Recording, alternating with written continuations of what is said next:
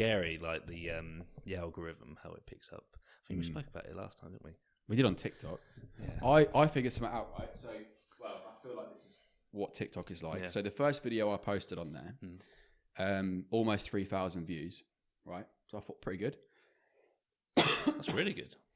Yeah, and it was a story that Paul was on about, which was kind of quite, I think you talk about the speech impediment thing. I don't know if you see that clip.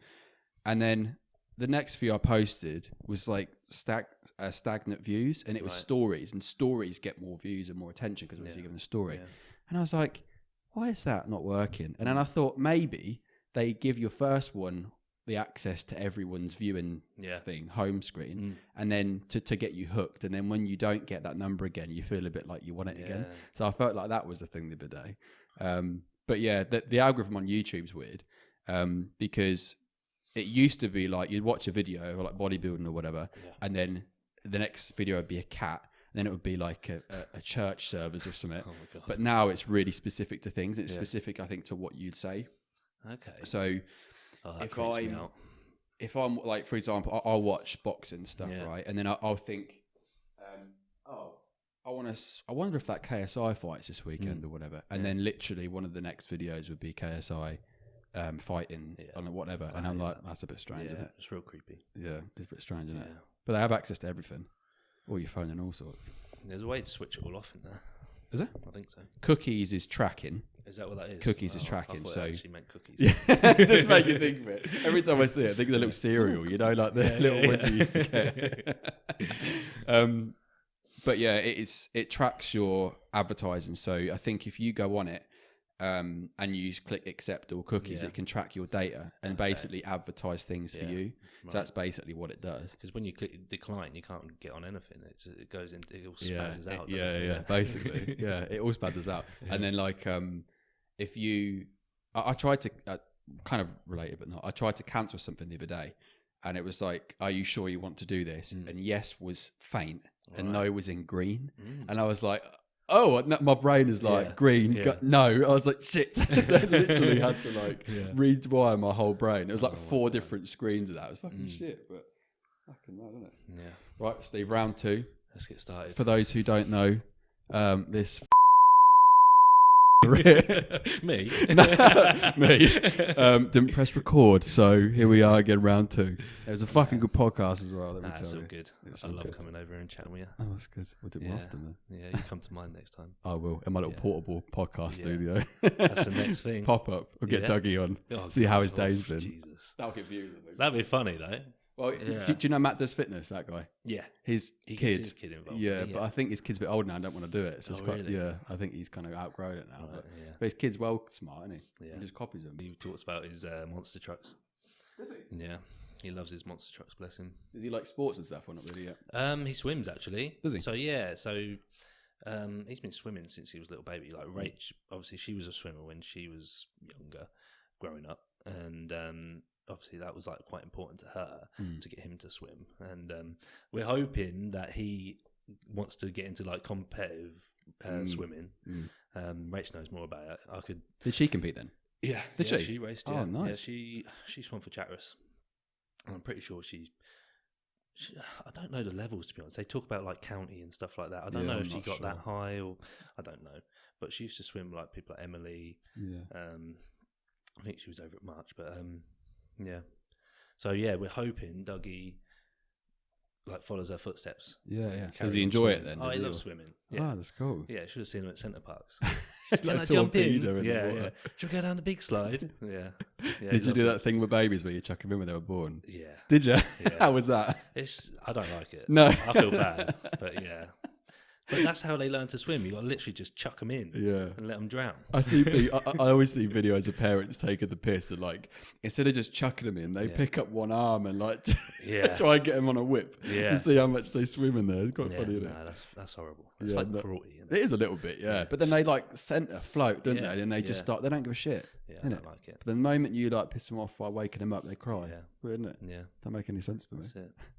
So for those I don't know how we got onto that, but yeah. Babies. This can be an hour and a half episode. So for those who don't know who you are and what you do, explain a little bit about what you do. Okay. Well, my name's Steve with a V. and I'm an addict. Yeah, so where should we start? Got into bodybuilding. I don't know when. It must have been... started training at Shapers, so... well, you know. I'm surprised we didn't actually, like, cross paths back then. Even though we didn't know each other back then. It's strange that I didn't... Because you were training in and out of the gyms in Wisbech as well, weren't you? Yeah. So, yeah, that's where it sort of, like, started at Shapers in Wisbech. When I see Paul. And obviously... At the time, he was just huge. I was like, whoa. Juggernaut of a bloke, wasn't he? Yeah, yeah, huge. And he's probably the first bodybuilder I see. And then I got speaking to him after, like, bucking up the courage, and the nicest guy ever. So it was like, oh, okay, maybe, like, bodybuilders are quite friendly. Most are. So that's kind of, like, sparked a little, like, because I see the photos of him in the gym, and I was like, like, that's cool. So I was always interested, like, even growing up, like, in muscle. Like, there's a picture of me when I was, like, must have been, like, 7, doing a front double bicep, like, in the garden with my top off. It looked quite good as well. Yeah. Send that to your coach for a program. Check in. Small legs back then. Jesus. Yeah. But that's kind of where it started, for me, getting into bodybuilding. Trying to think, like, where it was only like 5 years ago, while I was training at a gym in Littleport. I met my current coach, Jack, and watching him train with his buddies and seeing how they did things and seeing him, like, build muscle and then get on stage, I was like, okay, I want to take this serious now. So it's only like 5 years, maybe 4 or 5 years ago. I'm trying to think now. I've just gone blank. But yeah, seeing him train in the gym, I was like, okay, this is what I want to, like, do, but not for a living. Yeah, obviously. Yeah. Stuff that's not fun. No. Well, I always think with that. I always think, I don't know really. I always think sometimes, obviously, you know how difficult it is. I don't really know how difficult it is. I've never done it, but I always think if you had a full-time job and then you were doing this, I always think that would have probably been harder. But then sometimes I sit there and I think, well, if it was your full-time job, that's your full-time job, and then your hobby is also your full-time job because you're doing it all the time, aren't you? And we've said it depends before, how serious you take it. I'm like in and out of serious. I think my work keeps me in routine. Yeah. So while I'm at home, I just want to raid the cupboards and eat crisps and biscuits. While I'm at work, I can't do that. So I think there's a benefit to being at work and bodybuilding. Obviously, I prep meals every day. So if I've got meals in my bag, I won't buy anything from the shop. It comes with that, the cringy cliche thing. Oh, prepared to fail to prepare, prepared to fail. That's it. Yeah, it's true. Funny enough, Steve, I got a tattoo of that. That would be embarrassing, wouldn't it? Yeah. Oh god, to pull my chest. No regrets. No regrets.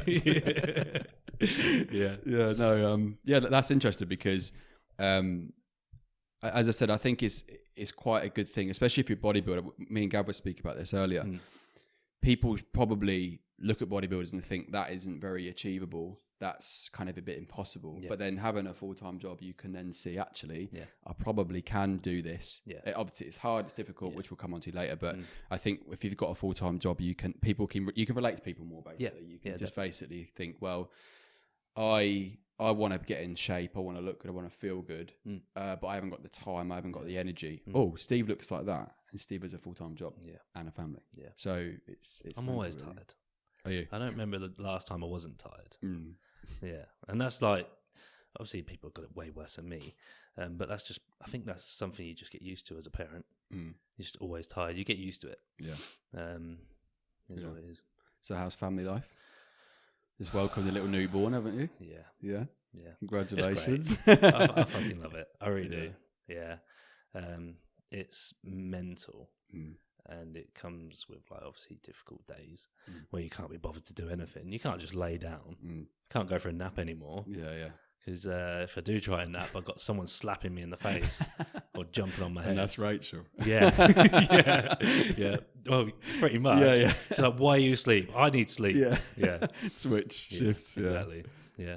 But no, I love it. I love being a dad, and anyone that's got kids will relate to me. It's like there's nothing like it. There's no other love like it.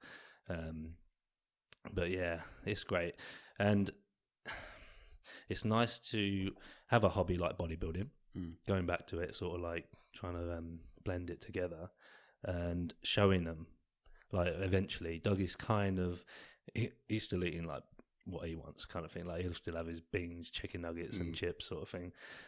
But eventually, he's going to pick up on these things where me and Rach, we're quite regimented. We'll have like healthy meals, and he'll pick up on it eventually, and that's what we want. I think it's a good. I didn't have that when I was little, and I think it's something I think most parents should be doing. Showing your kids a healthy lifestyle. Yeah. Showing them that going to the gym is part of life.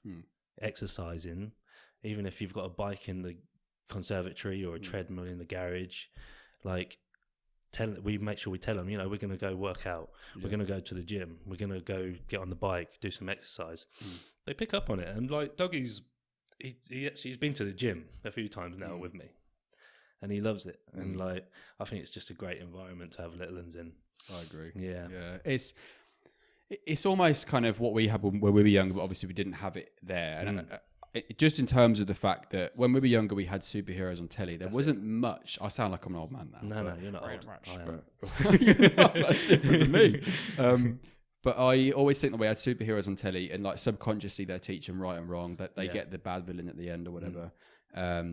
And we were surrounded by good and evil, say your man and say this, say that. And I think nowadays, because there's way too much content for kids to watch, so I'm not saying they don't promote good stuff, because they clearly do. They wouldn't do it if it wasn't a kids show. But I feel like if you actually take them physically now to somewhere like a gym or like a gymnastics center or whatever, where there's other people in there that are kind of portraying the same values that what you're teaching Dougie, he's going to learn better because actually in the environment. So he's actually going to be in a better situation, I think, of learning that, isn't we won't even have to like force it on him or our little girl now. It'll just happen because they'll just see the lifestyle me and Rach choose to live. Yeah. And parents need to think that. Yeah. Like they watch everything. And they're watching. Is he asking questions? Is he like asking things or not really? Or? No, but he does little things. It's like, and I really like encourage it. It's like doing like poses and stuff. Like, yes, it's like, yeah, that's my boy. Yeah, it's cool. And I'm trying to like capture everything on camera. Like, it's great. And talking about like content that he watches YouTube sometimes when we want a break, because he'll just sit there for an hour. It's like, yes, poking, waiting for your attention. This kid that is obsessed with monster trucks because Dougie loves his monster trucks. And a couple of weeks ago, Dougie learned how to ride a bike, and Rach was videoing it. On that video, at the end, he was saying something, but Rach cut the video off because she thought, he's not going to say anything. But at the end, he said, what was it? You must never give up. You must keep trying. And I was like, where have you heard that? I was like nearly in tears. Yeah. I was like, where have you heard that? And he was like, Evan Storm off YouTube. It's like, he's watching good stuff on there. Yeah. Well, imagine if he starts getting the funny cats around with him, then. I love the funny cats as well. Yeah. Putting your cat like socks on your cat and stuff and see what happens. Yeah. So they're all the good bits about being into bodybuilding and having family. I'm lucky because Rach, like she's into bodybuilding as well. Yeah. She competes. She lives the lifestyle.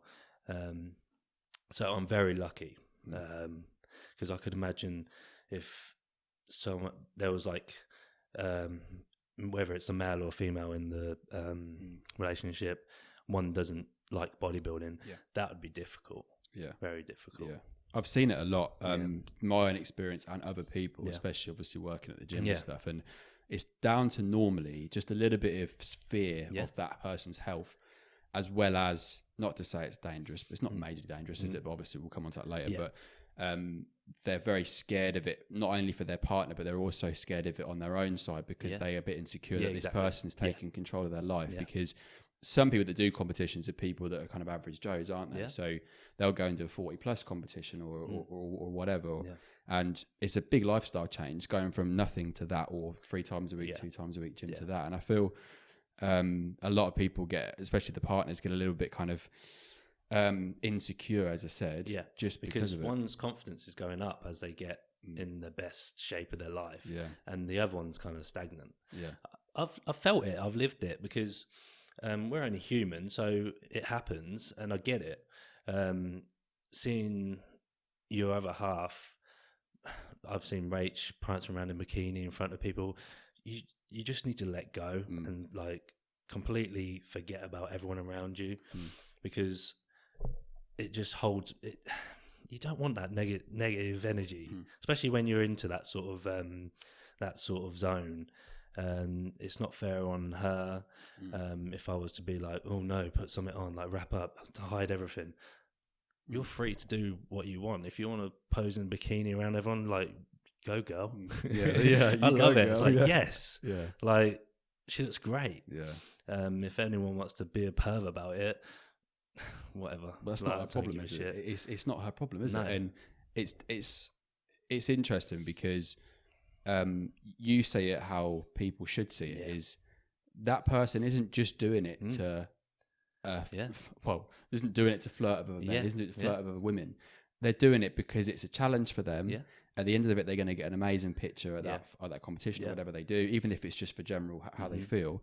And they're doing it for themselves. And to get out there and to do this stuff is fucking hard. And people don't see it like that, but somebody like you will see it and say, do you know what? My wife's going and doing that for herself. Nobody else. Maybe the kids now, to show them what's kind of, I don't know if I have the word now. I know what you mean. So it's interesting, isn't it? And I think 99%, probably 80% of the population probably don't see it that way. And that's what's sad. The average Joe just looks at a girl in bikini and is like, whoo. Like, you know, we've all done it. We'll do it. So, yeah, that's kind of nice. But what people with a bodybuilding eye will be looking at is like, okay, there's lines in her glutes, there's lines in her hamstrings, there's cap delts. It's like, people don't, obviously the average Joe doesn't think nothing like that, which is fine. It's understandable. But that's what bodybuilding is. Like, that's what we're looking at. We're not, this isn't a provocative industry, even though there's girls walking around in bikinis and girls in lads in thongs. But it's part of business, isn't it? Exactly. I don't know how we got onto that, but that's what I like. That's another episode. So tell me about your first bodybuilding competition. When was the first time you did one? And how many have you done now? Two, three? Two. I've done 2. I should have done 3, but the second one I kind of just pulled out because I just couldn't push anymore. Like, it was just so difficult. I was just like, nah, stuff this. I'm a pussy, basically. The first one, I should have never got on stage, to be honest. I didn't have enough muscle to be there. I got 3rd in a small show, which isn't even like a federation. But and it was a good feeling. You know, the day was cool. I learned a lot. I learned how to diet. I had a good coach. I learned a lot from it. And that was 2016. Fucking hell. I was 165 pounds, I believe, somewhere around there. On show day? Yeah. Oh, okay. And right now I'm 230. So that's a big, like, I know I'm quite fat in a minute. But I'm trying to lose weight. Please. But my last time on stage, I was 193. So how many pounds? That's a fair bit of weight. It's like 40 pounds stage weight. That's lean mass. So I've done well between then to gain the muscle that was required in the first place. Because it was men's physique, wasn't it, first? That's right. Yeah. If anybody doesn't know, you've got different categories. I don't know all the categories, but men's physique is kind of probably the more of the achievable to the average Joe, isn't it? So a bit more, you don't wear short shorts, you wear like swimming shorts. Board shorts, board shorts and stuff. It's kind of like a starting point for, it used to be like the beach bod kind of thing. The guys now are just huge. But that's evolution, isn't it? So there's men's physique, classic physique, and open bodybuilding. And there's quite a few now for the women. There's bikini, there's wellness, there's figure, there's bodybuilding. So What changed for you post that competition? Because obviously you probably weren't happy with how you were. Yeah. It's a big jump from obviously where you were there to where you are now. What was the next step for you with that? What made you think you wanted to do it again? I was humbled by that show. Seeing myself next to people that were actual bodybuilders. At the time, I was just so naive. I've met a lot of people that are actual bodybuilders, have been doing it for years, and I was very humbled because speaking to them, I still speak to a few of them now.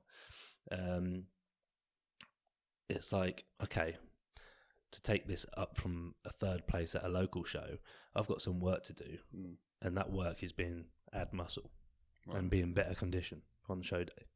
I did that. Yeah. So, mission accomplished, but I didn't win.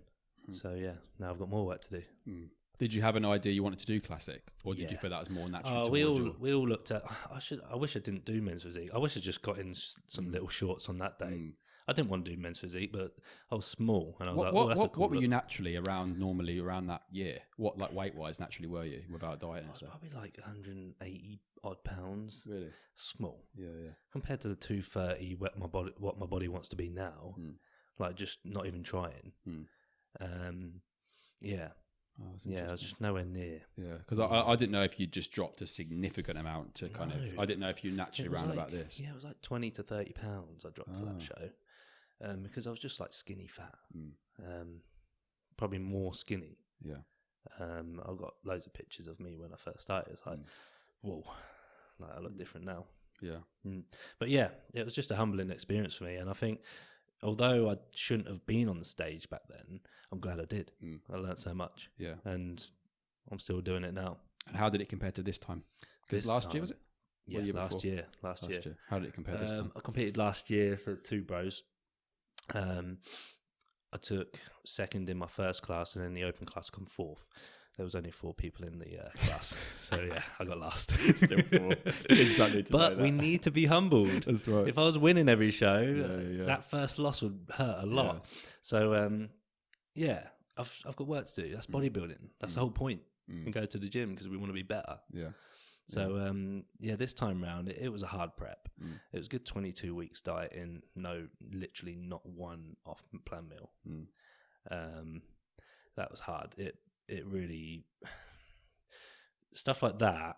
This is why you need balance. This is why at the minute I'm dieting down, but on a Saturday night I'm going out with my family and having a good meal, and I don't care what it is. Yeah. And my coach at the time, he's great, like awesome coach, but to take those meals out for 22 weeks, I don't think it was that necessary, but it worked. Yeah.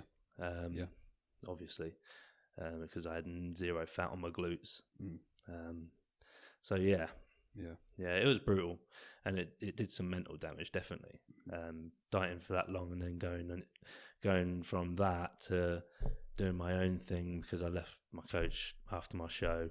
Nothing like bitter or anything. It was just like, okay, I just want my family back, family time back. Yeah, I'm going to do my own thing. So yeah, making that transition is really difficult. Yeah.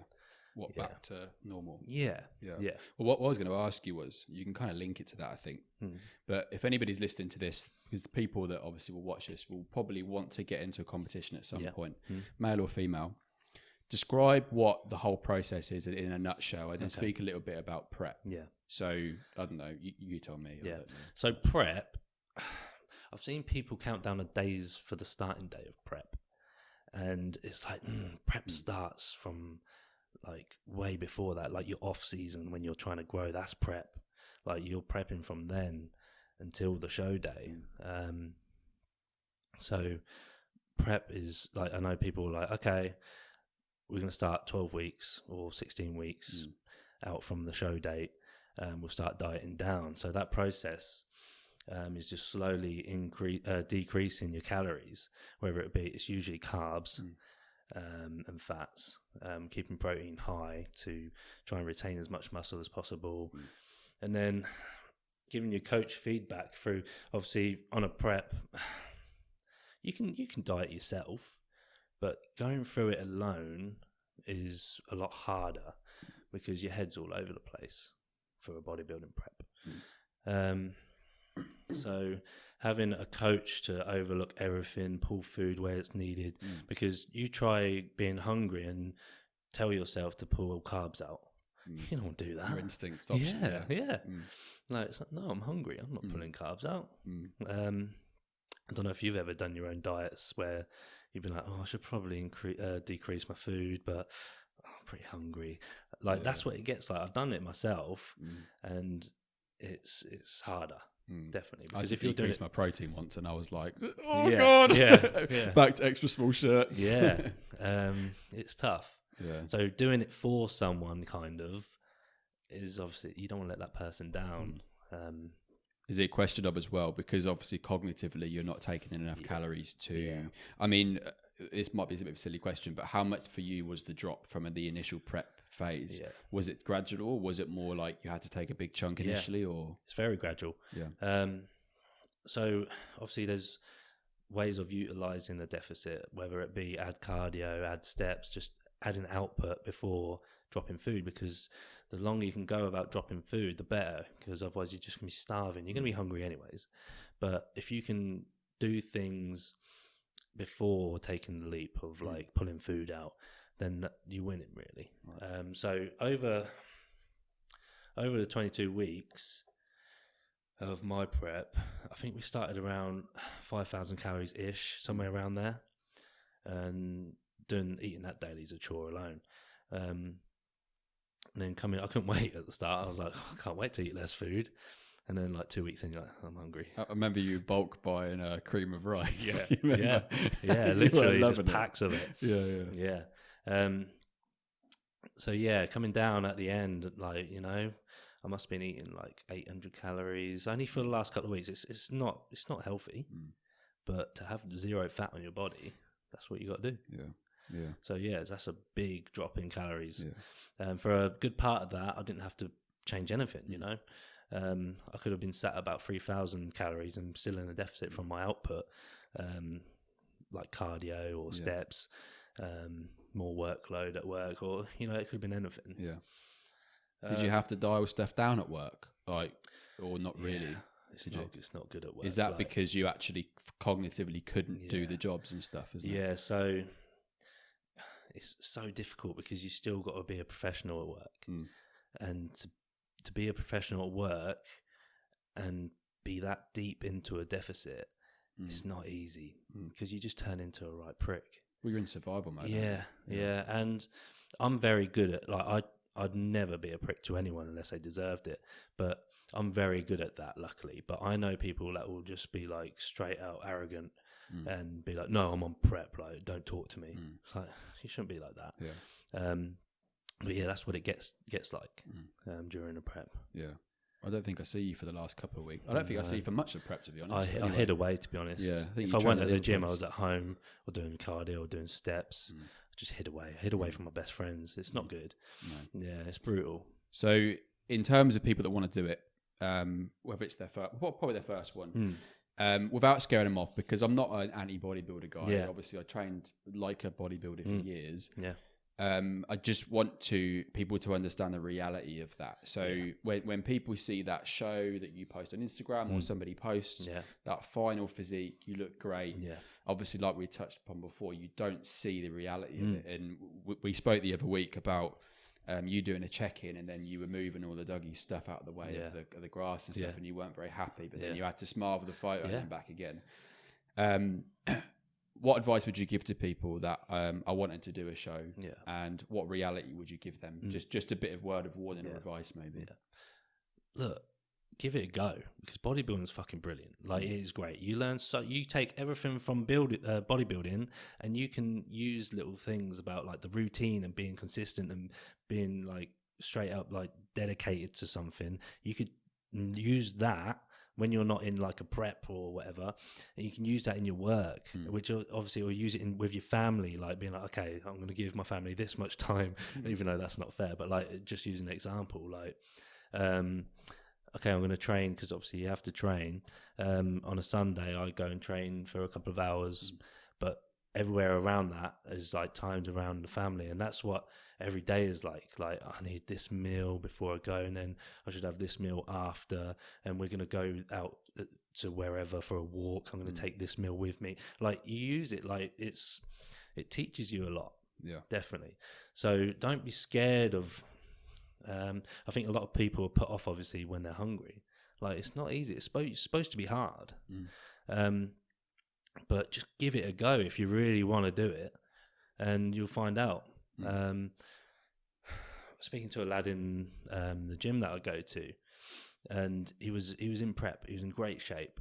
He had about 3 weeks to go, and he just blew it. Started to get hard. Really? He's just like, no, I don't want to do it. Like, I don't feel good. I'm on an hour's cardio a day. It's like, that's bodybuilding. Like, and not everyone wants to do that. It's hard. Yeah. And it'll make you cry. Don't care who you are. I cried for no reason. I was hungry. I wanted food. Yeah, it's hard, but if you really want to get into bodybuilding, give it a go, and make sure you're speaking to the right coaches. If you're going to hire a coach, there's so many, and finding the right one is difficult, but I know a lot, and a lot of good ones too. So if you're looking for a coach, whoever's listening and wants to get into bodybuilding, drop me a message, because I can put you through to some good coaches. I've worked with some really good coaches in the past, so hit me up. Coaching doesn't interest me. For some reason I don't get enjoyment out of it. I've tried it, but it's just not fun for me. And having that time away from family, it's just nah.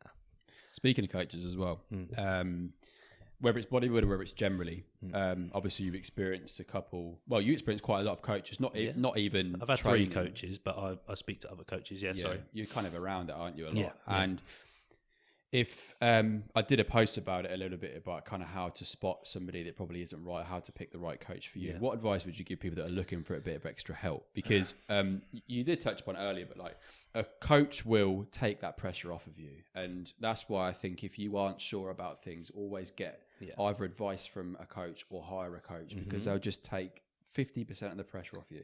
So how would you spot somebody that probably isn't very good for that person or whatever? That's a difficult one, because my previous coach was fantastic, like very good at what he does, but I just feel like our personalities were a bit different, which is fine, you know, like mine and your personality, like we get on like a house on fire, but like there might be little differences somewhere. Although we did a good job, like there was just something there that wasn't right. So try and find a coach that you can relate to. And well, that's not the most important thing. The most important thing is that they know their shit. They have to know their shit, and to spot it, it's someone that's not constantly posting on Instagram, to believe it or not. I think there's a lot of false coaches out there that are very flashy on Instagram and looks brilliant, but in reality, it's not what you're paying for. Finding a good coach, it all comes down to recommendation, to be honest, because everyone's had experiences with different people. Excuse me, sorry. So yeah, if you trust someone that's been with a coach, and they recommend a coach for you, take their word for it. Give it, you could give it a month. Give it a month or 2 with a coach. If you don't like it, you don't have to stay. Most coaches, you're not like, what's the word? You're not tied in. Yeah. You can just leave whenever. And if you're straight up honest with a coach and say, look, this just isn't for me, just gonna be honest. Yeah. You don't have to make up excuses. A coach will know, like, if it's not working, it's not working. And 9 times out of 10, they might be like, yeah, you're not getting the results with me. So like, maybe a good coach will refer you on to another coach that might fit you. But most coaches won't do that. But yeah, they're the things to spot. Yeah. Yeah. It's good as well that you say that, because I think most coaches are kind of slightly control freaks sometimes. Yeah. Well, most coaches that aren't probably that credible are a bit of a control freak. Yeah. And if somebody says, do you know what, this isn't working for me, that seems a bit personal to them. And I think if you can separate that personality when it comes to those decisions, but also gel like a house on fire. That's that perfect little balance where we get on really well. Our personalities are kind of gel really well, but this isn't working. So I don't think I can coach you now. That person that's paying is going to appreciate that a lot more, I think, than somebody who is just going to say, oh yeah, you just keep going. And if that coach is kind of just getting you for the money each month, then that's how you probably know. If you're not changing mentally, physically, whatever, and the coach is saying, yeah, we'll keep doing it over and over and over again, and they're not doing much changes to you, that's how you know, I think, as well. Obviously, that's down to the coach understanding the personality of the person they're coaching. It's good. So, where do you think most people are going wrong with building muscle? Honestly, doesn't have to be a one-word answer. No. No. Just no. That's my answer. Just no. No. To be honest, like, I'm still trying to build muscle. We all want to build muscle. I'm doing everything that I need to do to build muscle. Not at the minute, actually. Like, I'm trying to shift some weight. So when you're in a calorie deficit, you're not going to be building muscle. Well, there's an argument there with science and stuff, but I don't know. I'm not smart enough. So that's why I have a coach. People just need to not be scared to eat, to be honest. Food is the most anabolic thing you can put in your body. I say that all the time to anyone that will talk to me about building muscle. Just eat. Eat loads of protein. I know, like, that's such bad advice. Just eat loads of protein, plenty of carbs to fuel your day. Fats will kind of fall in wherever it falls. I mean, if you really want to be, like, particular, which is what you should be doing, I always stand by like 1.5 grams of protein by pound of body weight. Carbs will kind of just be gauged on how much weight you're gaining at a rate, whether that be, okay, you want to gain 1 pound every couple of weeks. That's quite a healthy rate of growth. Some of that's going to be fat and water, but along with that is going to be muscle. So, but if every week you're gaining like 4 pounds this week, next week 4 pounds, like, obviously that will slow down, but you're going to get fat that way. So yeah, there's a balance. This is why we hire a coach. But I'm just trying to, like, simplify it. If you track your macros, that's a little bit of advice from me anyways. Fats, I think 70 grams a day is enough, to be honest. Some people have, like, higher fats, but that's just based on what I've always eaten. I've always been around 70, 80 grams. In the off season, I might go up to 100, just based on the amount of food I have to eat. But somewhere around there. Some little, like, gauges to go by, I guess, that I've just given. So Don't be scared to eat. That's what I want to say. Don't be scared to eat. Yeah. That is the thing that grows it all, isn't it? That's the thing. I think just simplify it. It's, people don't know. You tear your muscle fibers in the gym. The food rebuilds it. Repeat. Simple. Simple. I'll let you do all that. So, guys. Buckle in. And fucking train hard. Fucking die in the gym. Is that a bit brutal? I'm fucking be dead. Just fucking die in the gym. Clip it. Literally, like, you want to be. Don't be scared to fail in a machine, especially a machine. It's the safest thing you can fail in. Like, getting pinned in a hack squat. Do it. As long as you've got enough reps in, you know. I've always aimed for 6 for my lowest rep range. I've overshot. Obviously, we'll have to test our boundaries. I've done less, not on purpose, but 6 to 8 reps, really heavy. And then, so the way I do things with my training is I'll have a top set and I'll have a back off set. Like, you can do it however you want. This is just how I do it now.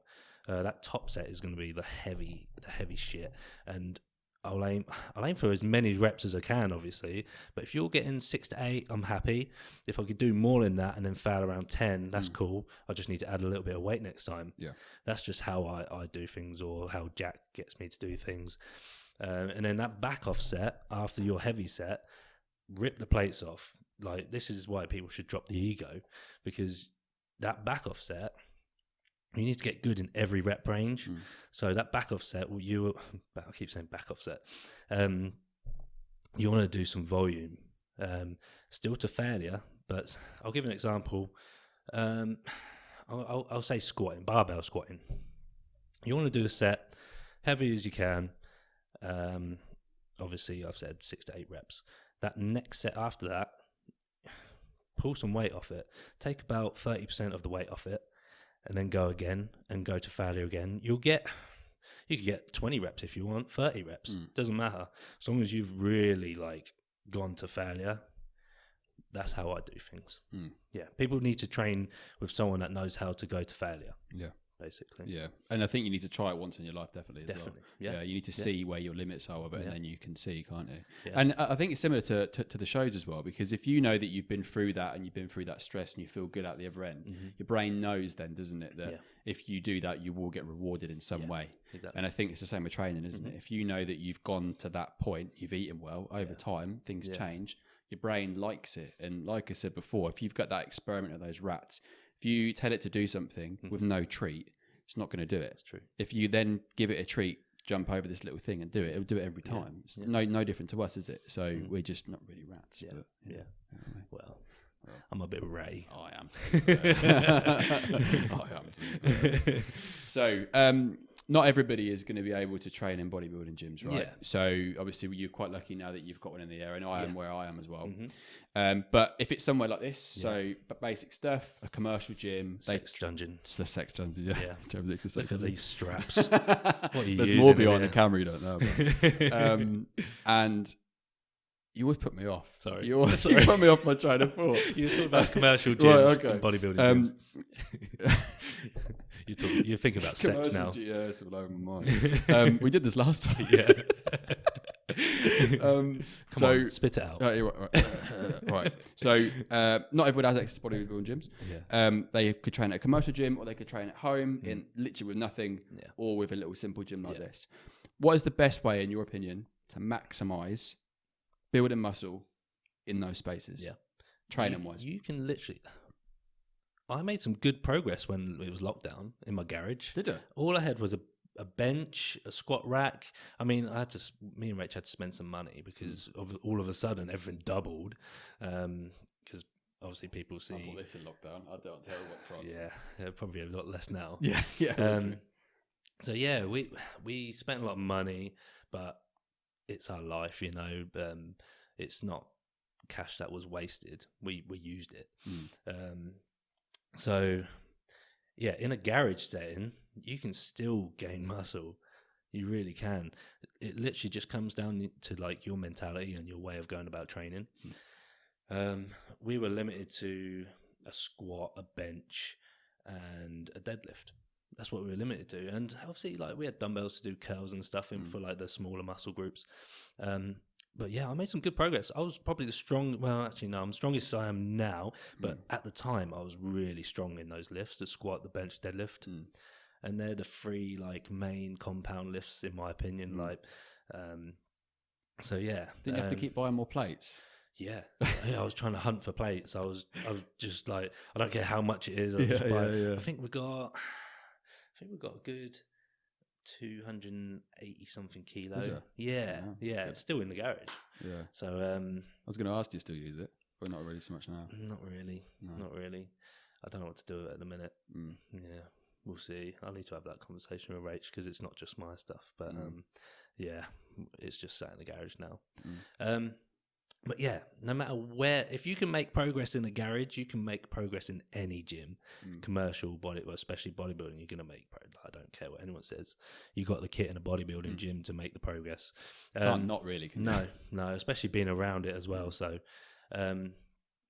yeah, if you can make progress in a garage, you can make progress in your garden if you really want. If you've got the equipment. Do you think it's all down to mentality as well? Definitely. Do you think it's down to how you perceive your environment as opposed to where you are? Do you think as well? Definitely. Yeah. If you're only able to train out of your garage, don't think that you're not making progress because you can. I bet you've made some good progress in here. I had done, yeah. What sort of do you stick by the squat? You got your cables. Sorry, I keep burping. Sorry. Do some water. I think it was that coffee. Playing up. That's the 20 monsters you just necked before you come in, mate. That's what it is. Yeah. What was I saying? Me training, I think. Yeah, you've made some progress. I have. Here. Yeah, I've not necessarily become stronger because goals changed for me and things kind of changed slightly with training. Progress isn't always strengthful. Yeah.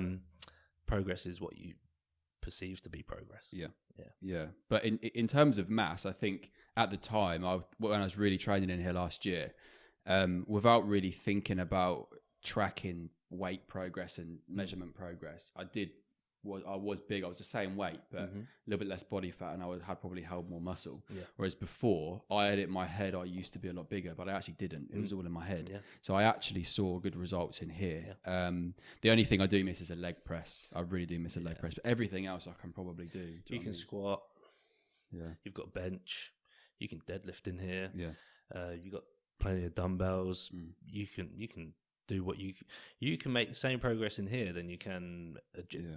And what's funny as well, even during lockdown, I found during lockdown, I only had Dulcie's little bar, but it was on like 20 kilo max. I found that I was using wheelie bins like everybody was for a squat rack, and I was doing uneven press ups with different surfaces and stuff, and I actually felt a lot better. And I don't think I was better, but in terms of shape and like tone, shape and harden and muscle and stuff, I did feel a lot better. So I think it changed my perspective as well. Of actually, probably me too. You probably can do it without and then you go back to a gym and you think, fucking hell, how lucky was I? Yeah, like exactly. Yeah. You think, how lucky was I that we always took this for granted of all the stuff we used, and then we come back to it, and I was like, I think I've got Stockholm syndrome now. I want to go back and do loads of press-ups in the garden. I was like that, like I really got to enjoy training at home and being closer with obviously the family. So going back to the gym after all that was actually quite tough. Yeah. Did you struggle to go back? Yeah, I got like some sort of I won't say anxiety. I guess it is anxiety, like about traveling to the gym all of a sudden. I'd say it would be. Like, I'd say so. Yeah. It played on my mind a bit. Like I'll be on the way to the gym. It's like, I don't want to go anywhere. I just want to be at home still. Yeah. Weird. I guarantee a lot of other people that might watch this probably went through the same thing. Yeah. I was a bit anxious about going back to the gym after all that. It was very normal. It surprised me because I thought everybody would come back and be out of shape because the gym was closed, and I thought they'd kind of use that. But people came back fitter and better. Obviously, it was lovely weather, wasn't it? So more tanned as well. I was like, Jesus Christ, you've been on stage, girls. What's going on? So it's pretty good. But a lot of people still haven't come back because of it all. So it definitely gave people, it knocked them off course, I think. And you can attest to, I can as well. And I think definitely knocked them off course. And I don't think they've been able to really get that full thing back. No. But I've been very vocal with a lot of people since then and saying that you should never be comparing yourself to how you were. Everyone's got like a hindsight mentality now, where it's they think they were a certain thing, they portrayed a certain demeanor before the lockdown happened. In reality, they didn't. They're actually better people now. They're probably fitter now. They look better as well. And if you can get rid of that hindsight mentality and almost change your goals in a different direction, that's how you conquer that, I think. Yeah. But I find a lot of people were like that. Yeah, I think people didn't realise how much exercise made them feel like mentally. Like to have that ripped away from us. We're not allowed to go to the gym. It's like, fuck. People didn't realise how much they love that feeling after you've been for a training session or been for a run or whatever. Yeah. So yeah, we took it a lot for granted, didn't we? Yeah, definitely. Yeah. I mean, it was my job, so I was a bit like, I kind of liked the time off. I'm not one of these people that like, I can't wait for the weekend. I'm not one of them because I love my job. You love being around. It was even getting there that time when I was a bit like, actually, I probably do like this. So it was different for me, but I think for most people that was your de-stress. Yeah. You'd come there to unwind, and a lot of the clientele that we used to be part of as well, was like they would do that as their escape, and then to take that escape away was definitely difficult for a lot of people. Yeah. And I do think it knocked a lot of people for course, really. Yeah, or for six or whatever. Yeah. But. So I train in a gym in St Ives called Kratos. I'm going to talk to everyone listening. you need to get to Kratos. Public service announcement. You have to get to Kratos. It is such a good gym, great environment. I've invited so many people to Kratos. I need to get you in there. And they've had a great session and always come away with like, do you know what? Like decent people, like run it. Everyone in there is sound. Yeah, everyone needs to come to Kratos. So I'm quite lucky because I can just dump my bag kind of like near the desk, and they're like, oh, okay, all right, Steve. It's naughty, but yeah. Otherwise, I'd be carrying it around with me. Yeah. What are 3 things that are essential in your gym bag for you? No, don't say that.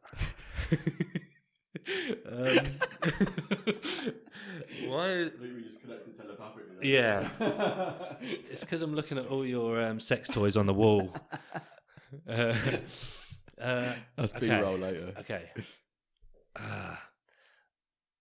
Wrist wraps. Wrist wraps are quite important because they're all right. When you're younger, your wrists are quite sturdy. But what I've noticed personally, this is just the things you carry in your gym bag are personal to you. So this isn't me saying you should have this in your gym bag.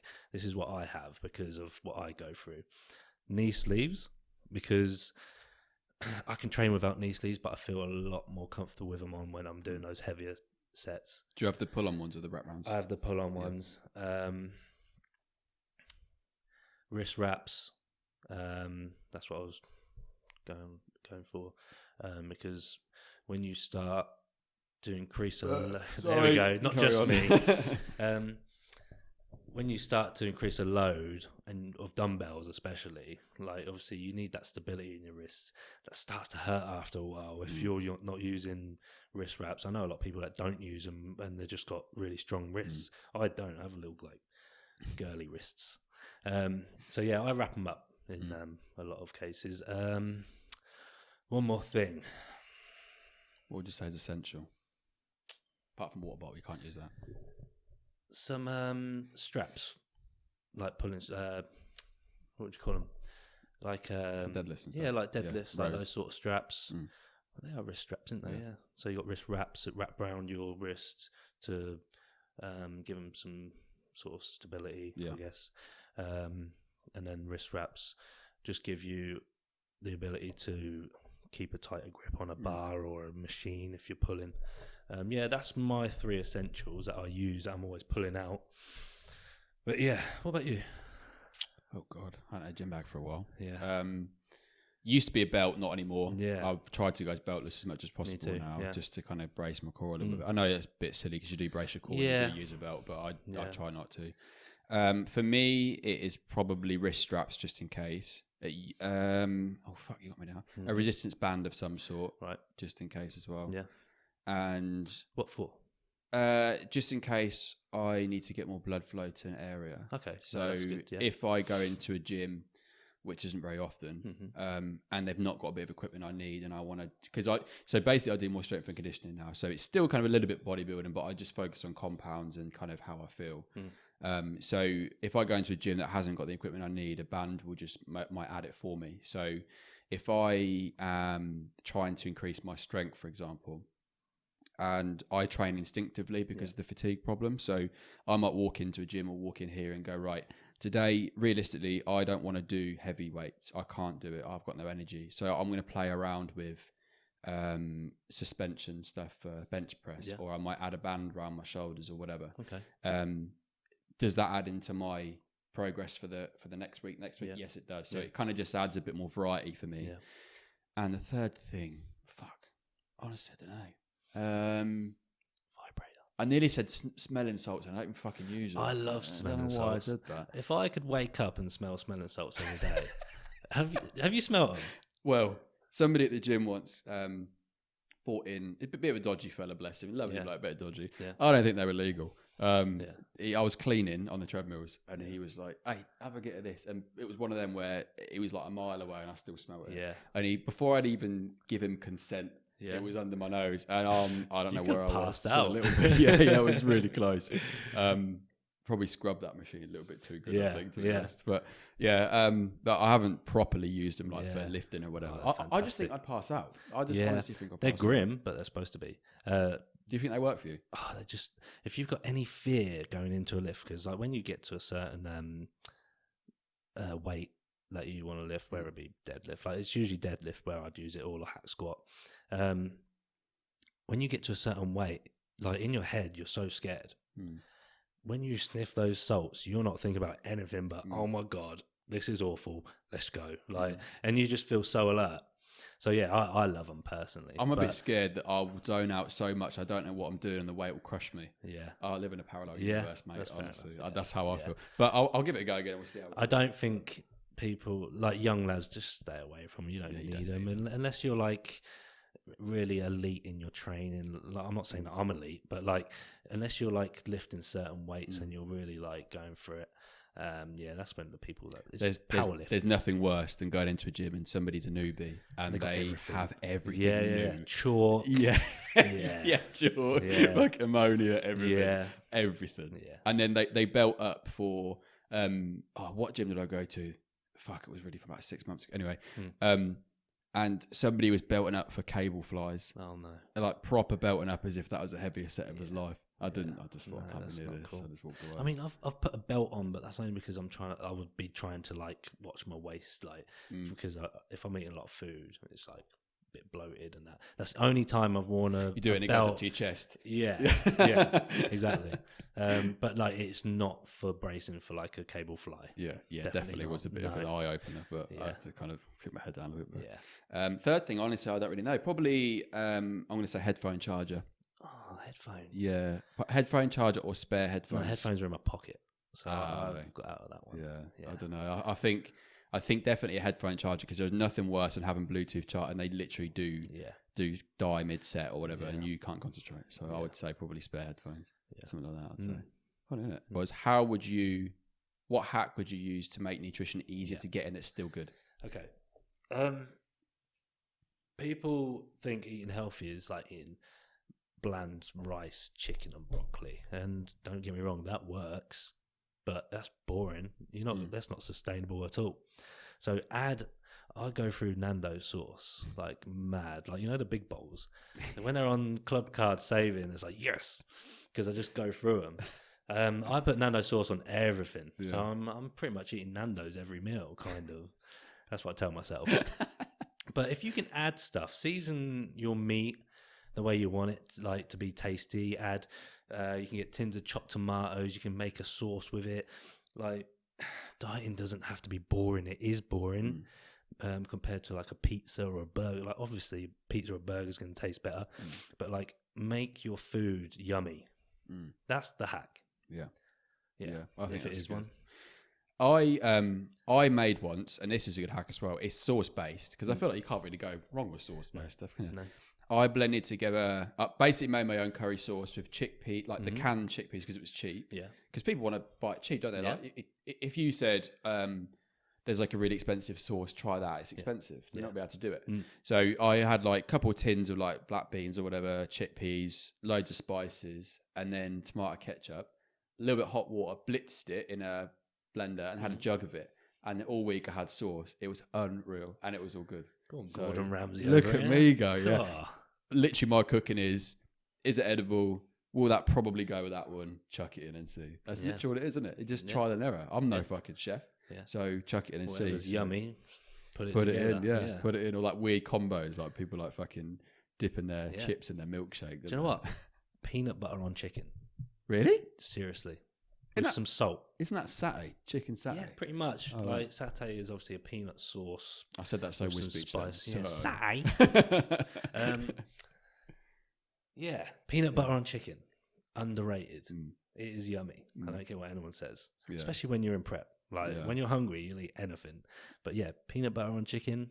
That's good. But I've had someone say, obviously honey on chicken. That's nice. If you're going for like, when you're trying to grow, obviously you're going to be in a calorie surplus. You can add stuff to like, you're going to want a lot of low volume foods, honey or jam. Yeah. Especially pre or post workout. Put that on your food. Yeah. Yeah, honey on chicken. I don't know why I keep saying chicken. Like, it could be on anything you want, really. What else is I think there? probably jam. like- Someone said jam on chicken's nice. Really? I could see I suppose it you could put working. that with the peanut butter and the jam. Yeah, couldn't you? yeah. Something like that. Oh, peanut butter and jam. Cool, yeah. That's good. It's be a food podcast. I'm now, hungry. isn't it? Yeah, I've got 2 more meals. There you go. Yeah. Oh no, I'm completely off track. Yeah. So if you could, so just to wrap it up, we'll Oh. speak about. Oh no, I'm having fun. It's good, isn't it? Yeah. We'll keep going. Yeah. If you could give a bit of advice, just a single piece of advice to somebody that is just generally wanting to build muscle, what would you give them? Nice, easy. Well, it just comes back to like training hard and eating again. We kind of answered it, didn't we? Yeah, building muscle. I'm going to try promote bodybuilding a little bit. Bodybuilding is weird, and people that think it's disgusting, yeah, it is. But I like it.